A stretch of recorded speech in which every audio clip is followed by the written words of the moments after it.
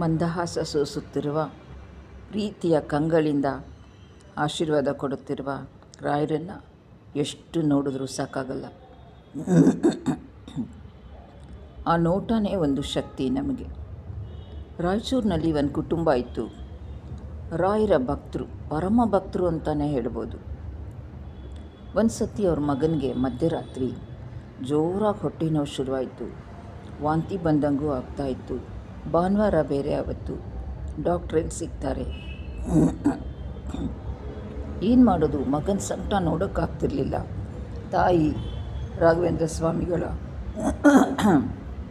ತೀರ್ಥದ bottle ತೊಗೊಂಬಂದು ಒಂಚೂರು ತೀರ್ಥ ಕುಡಿಸಿ ಮಂತ್ರಾಕ್ಷತೆ ತಲೆ ಮೇಲೆ ಹಾಕಿ ರಾಯರ ಸ್ತೋತ್ರ ಹೇಳ್ತಾ ಅವನ ಹಾಸಿಗೆ ಪಕ್ಕದಲ್ಲೇ ಕೂತ್ಕೊಂಡ್ಬಿಟ್ರು. ಅರ್ಧ ಮುಕ್ಕಾಲು ಗಂಟೆ ಆಯಿತು. ಹೊಟ್ಟೆ ನೋವು ಜೋರಾಯಿತು. ಸಿಕ್ಕಾಪಟ್ಟೆ ವಾಂತಿ ಆಯಿತು. ನೀರು ನೀರು ಅಂತ ಹುಡುಗ ಒದ್ದಾಡ್ತಿದ್ದ. ಸ್ವಲ್ಪ ಬಿಸಿನೀರು ಕುಡಿಸಿ ಆಮೇಲೆ ವಾಂತಿ ಎಲ್ಲ ಕ್ಲೀನ್ ಮಾಡಬೇಕು ಅಂತ ನೋಡಿದ್ರೆ ತುಂಬ ಜಂತು ಹುಳುಗಳು.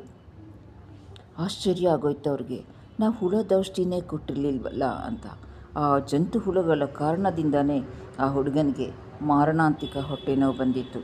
ಆ ದಿವಸ ಬಹುಶಃ ಡಾಕ್ಟ್ರು ಸಿಕ್ಕಿದ್ರೂ ಕೂಡ ಅದೇ ಜಂತು ಹುಳದ ಔಷಧಿ ಕೊಡ್ತಿದ್ರೋ ಇಲ್ವೋ ಗೊತ್ತಿಲ್ಲ. 1 ಅವರ್ 2 ಅವರ್ಸ್ಗೆ ಹುಡುಗ ಆರಾಮಾದ. ಹೀಗೆ ರಾಯರ ಪವಾಡ ಭಾಳ ದೊಡ್ಡದು. ನಂಬಬೇಕು. ನಂಬಿದವ್ರನ್ನ ರಾಯರು ಕೈ ಹಿಡಿದು ನಡೆಸ್ತಾರೆ ಅನ್ನೋಕ್ಕೆ ಬೇಕಾದಷ್ಟು ನಿದರ್ಶನಗಳಿದೆ.